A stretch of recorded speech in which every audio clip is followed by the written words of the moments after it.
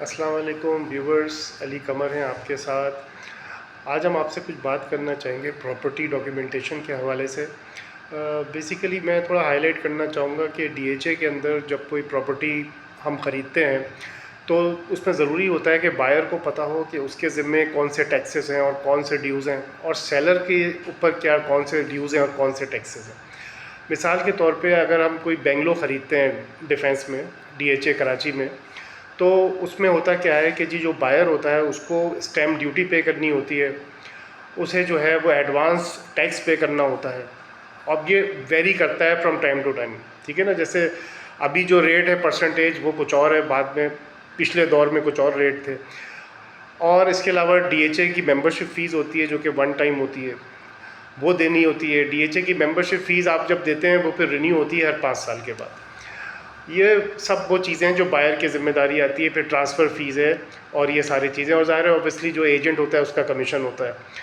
इसी तरह जो सेलर है इस केस में, इस सिनारियो में, बेंगलो में, उसमें उसकी ज़िम्मेदारी है कि वो 7E का 1% पे करेगा, वो एडवांस टैक्स पे करेगा। ये सारी चीज़ें सेलर के ऊपर आ जाती हैं।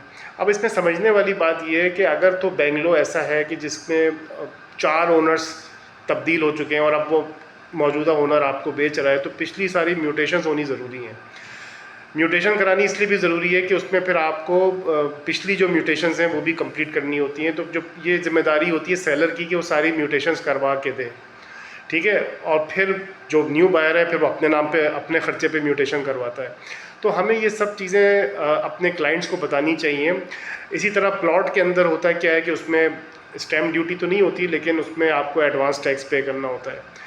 और अगर सेलर है तो उसको 7E देना होता है। कैपिटल गेन टैक्स हैं, ये सब चीज़ें वो हर प्रॉपर्टी पे वो लागू होते हैं।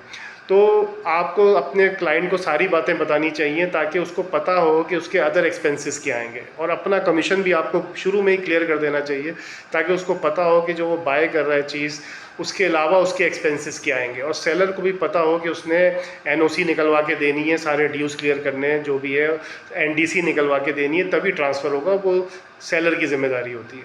तो इस चीज़ का ख्याल रखें, जब भी क्लाइंट से बात करें अच्छी तरह उसको ब्रीफ करें, उसको नॉलेज दें, फिर उस डील को आप मैच्योर करें, तो आपके रिलेशन भी अच्छे रहेंगे और क्लाइंट भी आपसे मुतमईन रहेगा।